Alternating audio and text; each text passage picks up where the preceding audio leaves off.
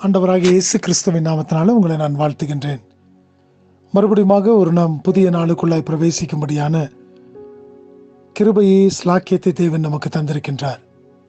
ஒவ்வொரு நாளின் காலை வேளையிலும் கூட நாம் எழுந்திருக்கும் பொழுது நாம் ஒன்றில் நினைவு கொள்ள வேண்டியது என்னவென்று சொன்னால், தேவன் நம் ஒவ்வொருவருக்கும் கிருபையாய் இறங்கி நமக்கு ஜீவனையும் சுகத்தையும் பலத்தையும் கொடுத்து அந்த நாள் முழுவதுமாக நாம் செய்கின்ற ஒவ்வொரு காரியத்திலும் அவருடைய கரம் நம்மோடு கூட இருந்து வழி நடத்துகிறது என்பதே ஒரு பெரிய ஆசீர்வாதமாய் காணப்படுகிறது.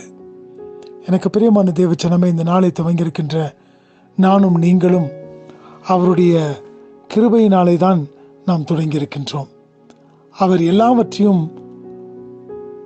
சொல்லுவது மாத்திரமல்ல, அதன்படி செய்கின்ற தேவனாக இருக்கிறார் என்று சொல்லி நாம் வேதத்தில் பார்க்கிறோம். என்னாகமம் 23வது அதிகாரம் 19வது வசனத்தை நான் வாசிக்கின்றேன். Numbers chapter 23 verse 19. பொய் சொல்ல தேவன் ஒரு மனிதன் அல்ல, மனமாற அவர் ஒரு மனுபுத்திரனும் அல்ல.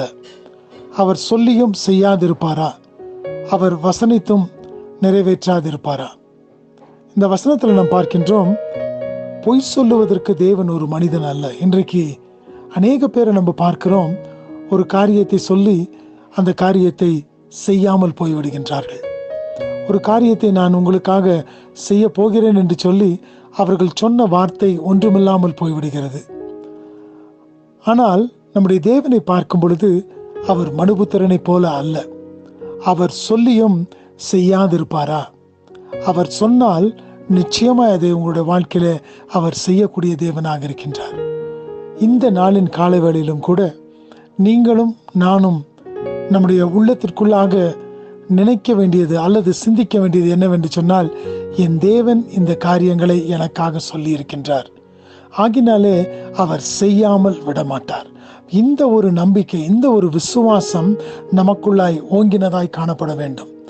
இந்த நாளின் கடந்து போகின்ற வேளையில அவர் நமக்கு என்னென்ன காரியங்களை சொல்லி இருக்கின்றாரோ அவர் நிச்சயமா அதை செய்ய போகின்றார்.